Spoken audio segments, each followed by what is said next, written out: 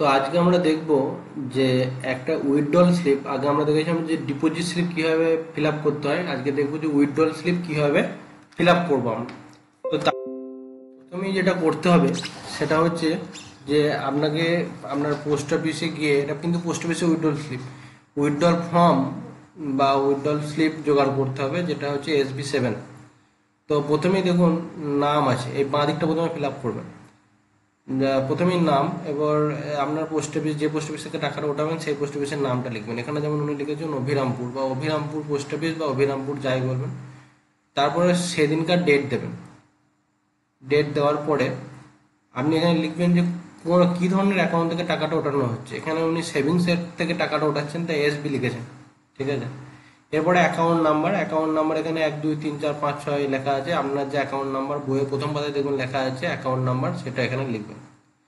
এরপরে এটা কিন্তু মেন জিনিস, যে এখানে আপনাকে এখানে এই যে রুপিস লেখা রয়েছে, অর্থাৎ এই প্লিজ এর পরের লাইন রুপিস। রুপিস মানে এখানে আপনাকে সংখ্যা, ইন ফিগার্স এই যে ব্র্যাকেট লেখা রয়েছে, এখানে আপনাকে সংখ্যা লিখতে হবে। উনি 5,000 টাকা ওঠাবেন, তো ওনার 5,000 লেখা আছে সংখ্যায়।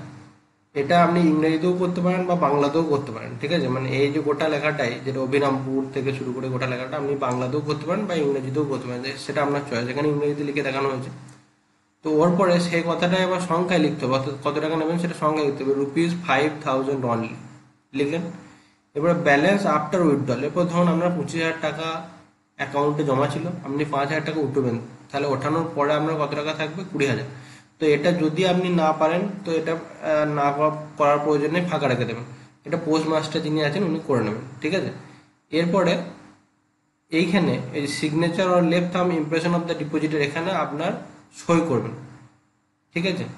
সইটা করার পরে এই দিকে আসবেন, রাইট সাইডে যেটা হচ্ছে যে প্রথমেই এই যে এটা হচ্ছে অফিস ইউজের জন্য, এই যে মোটা দাগটা রয়েছে, এই দাগের উপরের পার্টটা হচ্ছে অফিস ইউজের জন্য আমাদের। তো এই পার্টে আপনাকে কিছু লেখার প্রয়োজন নেই, এখানে আসবেন to be fill by depositor or messenger, এখানে করবেন প্রথমে। ওখানে যেমন করেছেন প্রথমে সংখ্যায় তারপর কথায়, এখানে তো উল্টোটা করবেন। এখানে আছে both in words and figure, মানে প্রথমে ওয়ার্ডে লিখবেন পরে ফিগারে লিখবেন। তো সুতরাং এখানে লিখবেন 5,000 অনলি, ওর পরে লিখবেন ₹5,000 সংখ্যায়, ঠিক আছে। তারপর আবার একবার এখানে ডেটটা লিখবেন সেই দিনকার, এবং এইখানে আরেকটা সাইন করবেন। এটা কিন্তু আপনার গোটাটা হয়ে গেল উইথড্রল ফর্ম নেরিয়ে। আর এখানে এই কিছু কিছু জায়গা হয়তো আপনারা বলবেন আমি বাকি রেখেছি, মোবাইল নাম্বার, প্যান নাম্বার, আধার নাম্বার।